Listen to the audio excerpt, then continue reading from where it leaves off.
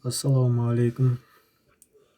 Бұл кітапшадағы 16-шы тақырып туыстық қарым-қатынастар.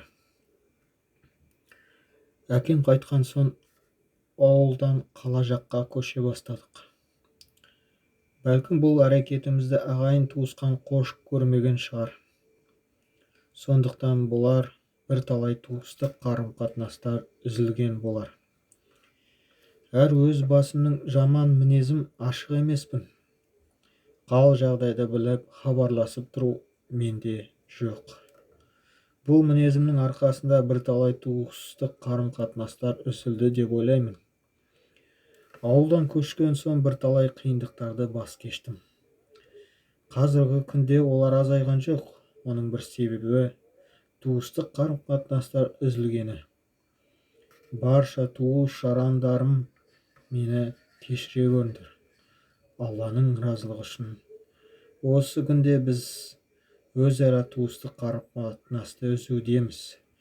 Жаратушы Алла бізді қолымызға ұялы телефон құрылғысын ұстап қойса да, біз соны пайдаланып, бір-біріміздің қал жағдайымызды да сұрауға жарамадық. Аллахым бізді кешіре көр. Ағайынмен қарым-қатынас үзудеміз.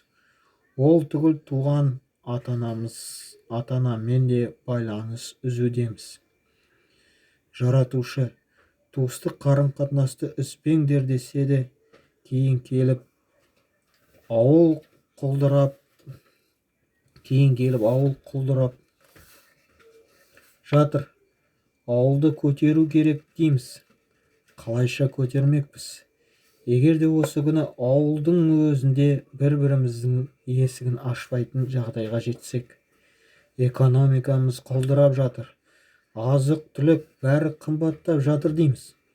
Оның бір себебі азық-түліктің көпшілігі ауылдан келетін ұмыттық. Ауылды тастап бәрін үзіп қалаға қашудамыз. Ауылда жұмыс жоқ дейміз.